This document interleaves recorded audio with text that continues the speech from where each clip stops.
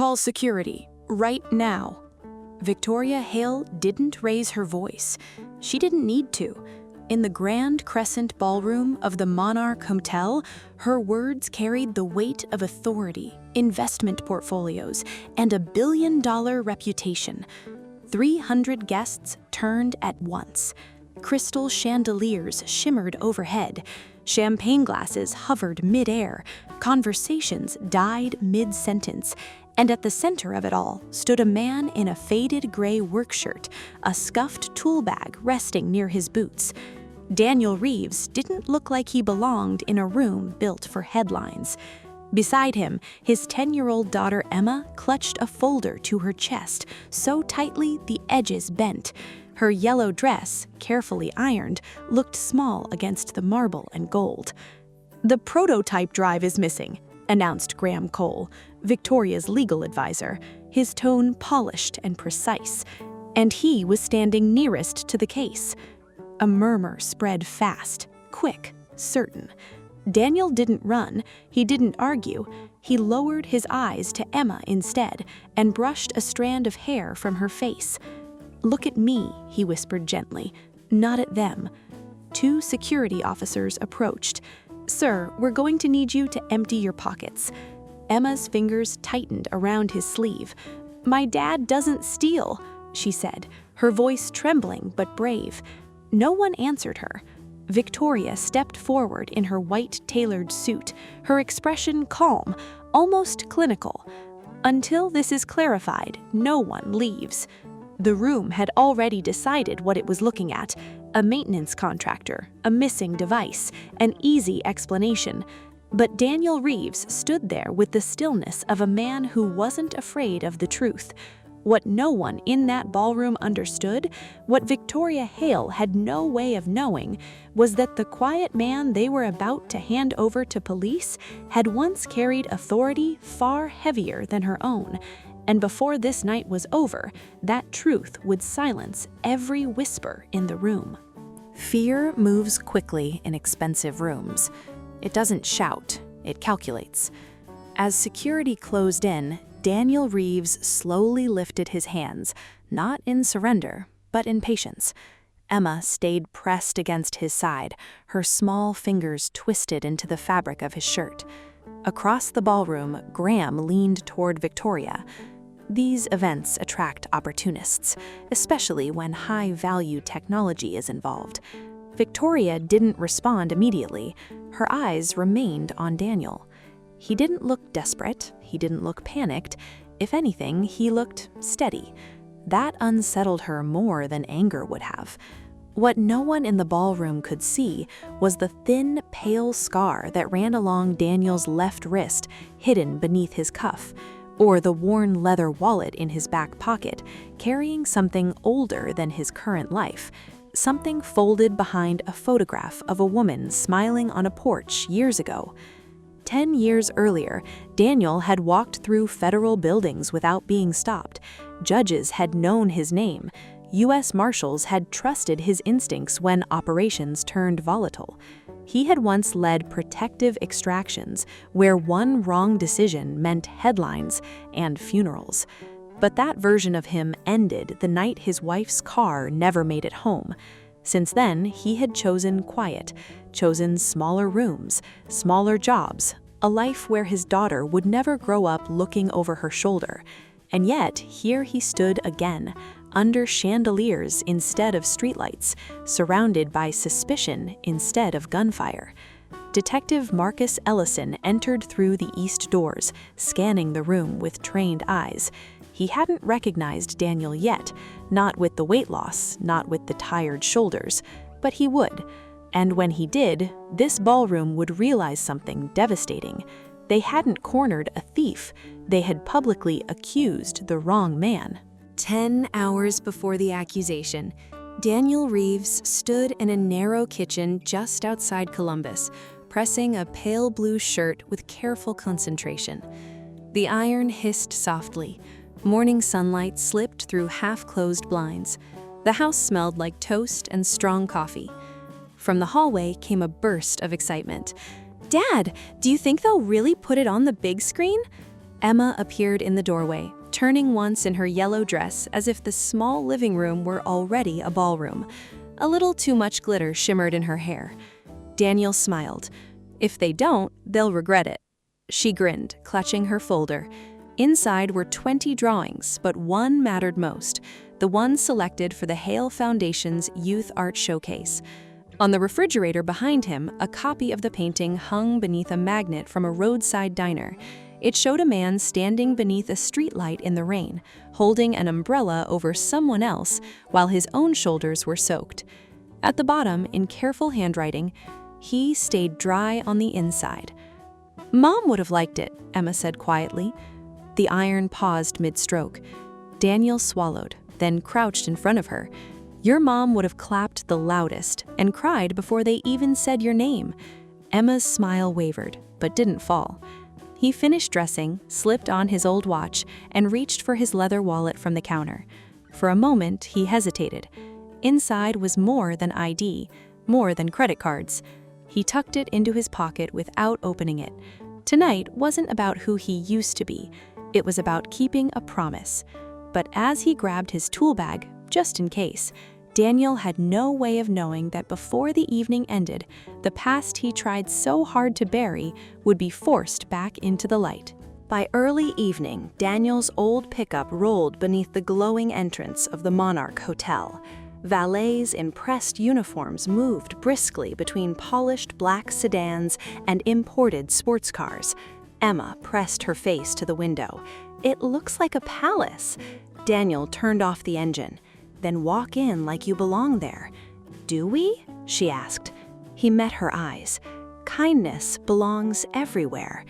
Inside, the grand crescent ballroom rose 4 stories high, glass balconies, cascading chandeliers, marble floors reflecting gold light. Conversations floated in controlled tones. Laughter sounded practiced. Near the registration table, a young volunteer scanned Daniel from boots to collar. "Service staff check in through the west corridor," she said politely. Daniel handed her the invitation. "My daughter's artwork was selected for tonight." The volunteer blinked, flustered. "Oh, I'm sorry, of course." Emma looked down. Daniel squeezed her shoulder lightly. "It's all right," he said. "People guess." A sharp pop echoed above the stage. The lights flickered, then dimmed halfway. A ripple of discomfort moved through the crowd. Event coordinators scrambled. Technicians whispered urgently into headsets. Daniel tilted his head, already listening to the pattern of the failure. "Stay by the wall," he told Emma softly. "I'll be right back." He crossed the ballroom unnoticed, knelt beneath the stage panel, and opened the access hatch with steady hands. Overloaded circuit, poor rerouting, decorative lighting tied into a primary feed, fixable. From the upper balcony, Victoria Hale watched him with narrowed eyes. "Who is that?" she asked. Graham Cole appeared beside her. "Maintenance, I assume." "You assume?" Graham lowered his voice just enough to sound cautious. "Events like this attract people who see opportunity." Victoria studied the man working below. Efficient, calm, focused. But pride is persuasive, and sometimes the first story we believe is the one that costs us the most. The lights brightened row by row until the ballroom returned to gold. A soft wave of relieved applause fluttered through the guests. Daniel closed the panel and wiped his hands with a clean cloth. No bow, no acknowledgement. He simply picked up his tool bag and returned to Emma. "You fixed it," she said, beaming. "Just reminded it what it was supposed to do," he replied. As the program resumed, Emma shifted nervously and bumped a passing server's tray. Nothing shattered, but her folder slipped from her arms. Drawings scattered across the marble floor. "Oh no," she whispered. Daniel knelt immediately. "Easy, we've got them." He gathered each page carefully, smoothing bent corners. That was when Graham Cole stepped forward. "Allow me," he offered smoothly, crouching beside them. Daniel gave a polite nod, but kept collecting the artwork. In the distraction, Graham's hand moved with precise subtlety. First, to Daniel's jacket draped over a nearby chair. A small silver device slipped into the inside pocket. Second, to his own suit, where a stolen access card waited. Across the ballroom, the secured display case stood momentarily unattended. Graham moved with calm confidence, opened it with the card, and removed the real prototype drive. At that exact moment, camera 3 blinked offline. 22 seconds. Not long enough to raise alarm, just long enough to reshape a narrative. What Graham didn't know was that when Daniel repaired the overloaded circuit, he had also restored a secondary security line feeding into the technical hallway archive. And as Daniel lifted the last drawing, he felt it, the unnatural weight inside his jacket. His eyes shifted, not to Graham, but to the small black domed camera partially hidden near the west corridor. One red light, still active. He stood slowly. Across the ballroom, Victoria began descending the staircase, and the trap, perfectly timed, was about to close. The prototype drive is missing. The announcement cut through the ballroom like cracked glass. Conversations stopped, music faded, heads turned in a single coordinated motion. Graham didn't hesitate. He stepped forward and pointed, not dramatically, just precisely. He was nearest to the display case. Daniel remained still, Emma just behind his arm. Victoria approached, heels measured against marble, expression composed but cold. "Mr. Reeves," she said evenly, "remove your jacket." Emma looked up at him, confusion swimming in her eyes. "Dad?" Daniel slipped the jacket off slowly and handed it to security. No protest, no performance.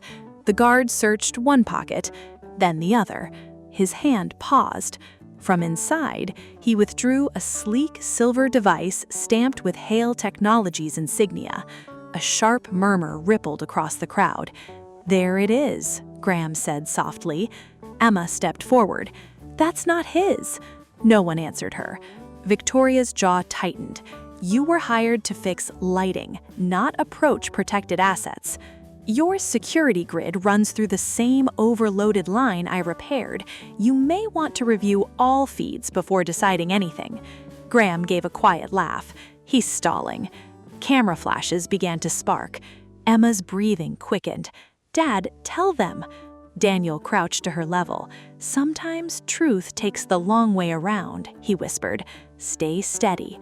Two uniformed officers entered moments later, followed by Detective Marcus Ellison. The younger officer stepped forward with cuffs in hand. "Sir, turn around." Daniel looked toward the ceiling, toward the west corridor camera, then back to the detective. "Before you close those," he said quietly, "you may want to check why camera 3 lost exactly 22 seconds. The detective hesitated, and for the first time that night, certainty shifted. Detective Marcus Ellison didn't cuff Daniel. Instead, he studied him. "Show me the security room," Ellison said calmly. Victoria hesitated only a moment before nodding. "Conference suite, now." Within minutes, they were inside a glass-walled room overlooking the ballroom. The celebration below continued in uneasy whispers. Emma sat beside her father, clutching her folder. Daniel kept one hand resting gently over hers. At the console stood Sophia Tran, the hotel's lead security technician, fingers poised over the keyboard. "Play the main feed," Ellison instructed. The footage appeared on screen. There was Daniel, kneeling, Emma's drawings scattered. Graham stepping in to help. Then, a skip. The timestamp jumped forward 22 seconds. When the image resumed, Daniel was standing. Moments later, security searched his jacket. Graham folded his arms. "That's clear enough." Daniel didn't look at him. "Check the secondary archive tied to the west corridor. It was rerouted during the lighting repair." Sophia frowned. "That backup line hasn't been active in months." Check, Daniel repeated quietly. The room held its breath as she typed. A loading icon spun. Then, a wider camera angle filled the screen, clearer, higher, uninterrupted. They watched Graham kneel beside Emma's drawings, watched his hand slide into Daniel's jacket pocket, watched him rise, adjust his suit, and move directly to the display case. He used an access card, removed the real prototype, slipped it into his inner pocket, and then glanced at his phone. The screen froze briefly as Sophia paused it. A message preview was visible. Northbridge Dynamics. Victoria's face drained of color. Ellison turned slowly toward Graham. Place your phone on the table. The room had been loud with accusation earlier. Now it was silent with realization. But the biggest revelation was still seconds away, and it wasn't about the stolen device. Graham's confidence unraveled fast. "That footage is misinterpreted," he snapped. "Context matters." "It does," Detective Ellison agreed evenly, "which is why we're going to review your phone." An officer stepped beside Graham. This time, there was no resistance. The phone was placed on the glass table. Sophia connected it to the screen. Messages populated in neat threads, encrypted transfers, draft specifications, and a partially composed email addressed to Northbridge Dynamics, Hale Technology's largest competitor. Victoria lowered herself slowly into a chair. "This can't be real," she whispered. "It's real," Ellison said. Silence pressed against the glass walls. Daniel reached into his back pocket. "You'll need my ID for your report," he said calmly. He opened his worn leather wallet. For a brief second, long enough to be seen, something metallic caught the light behind a faded photograph. Ellison's eyes narrowed. "Hold on." Daniel began to close it, but the detective had already stepped closer. "Let me see that." Inside the wallet, tucked discreetly behind the photo, was an old federal credential, not displayed, not polished, carried quietly. Ellison looked from the badge to Daniel's face, then to the faint scar at his wrist. Recognition hit like a memory-breaking surface. Reeves? Daniel met his eyes steady, a small shake of the head, subtle, almost private. "Not here." But Ellison's voice softened anyway. "Deputy U.S. Marshal Daniel Reeves." Victoria looked up sharply. Emma blinked. "Deputy what?" Ellison exhaled. "St. Louis extraction, 2015. You rerouted a compromised convoy, saved 2 officers." Daniel closed the wallet gently. That was a long time ago. The room shifted, not because of prestige, but because the man they had nearly handcuffed had once been trusted with lives, and he had never once mentioned it. Graham Cole was escorted out without spectacle. No raised voices, no dramatic resistance. Just the quiet click of a door closing behind a man who had mistaken proximity to power for integrity. Inside the conference room, no one rushed to speak. Victoria Hale remained standing near the head of the table, but something about her posture had changed. The authority was still there, but the certainty was gone. She turned first to Emma, not to Daniel, to Emma.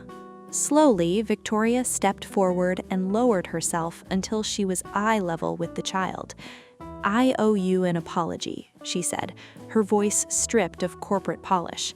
"I let fear make me unfair, and I let someone else tell me who your father was."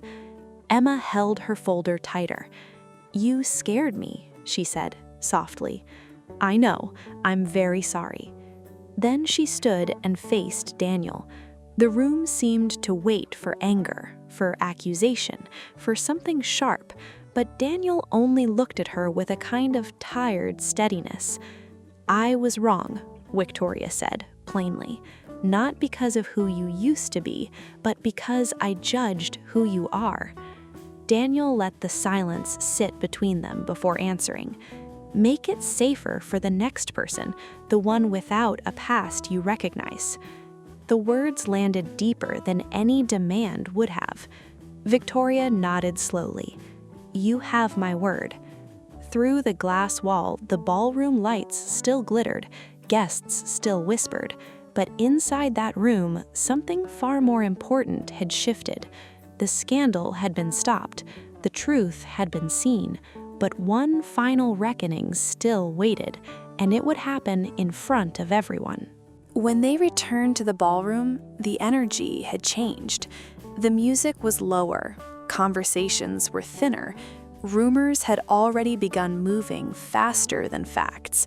When Victoria Hale walked toward the stage alone, no introduction, no prepared remarks, no carefully timed spotlight, just truth. She stepped to the microphone and the room gradually fell silent. "Tonight," she began, her voice steady but unguarded, "I made a serious mistake." A ripple passed through the crowd.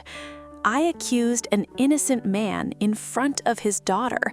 I allowed assumption to move faster than evidence, and I let reputation matter more than restraint." Every camera in the room turned toward her. The missing prototype was not taken by Daniel Reeves. It was stolen by someone I trusted within my own leadership. Gasps, whispers. That individual has been detained, and Mr. Reeves's name is cleared, fully and publicly. Across the ballroom, Daniel stood near the sidewall with Emma, ready to leave quietly. Victoria looked directly at them. And that is not enough. She drew a breath. Effective immediately, Hale Technologies will establish a legal advocacy fund for workers and contractors who face false accusations in corporate or public environments. No one should stand alone against assumption. The room was completely still now. Victoria gestured gently toward the stage. "Emma," she said, softer, "would you still honor us with your painting?" Emma looked up at her father. Daniel nodded. She walked to the stage carefully, holding her drawing like something sacred. Victoria helped her place it on the easel. A man in the rain, holding an umbrella over someone else. At the bottom, in careful handwriting, "He stayed dry on the inside." And for the first time that night, the applause wasn't polite. It was earned. The applause began with one pair of hands.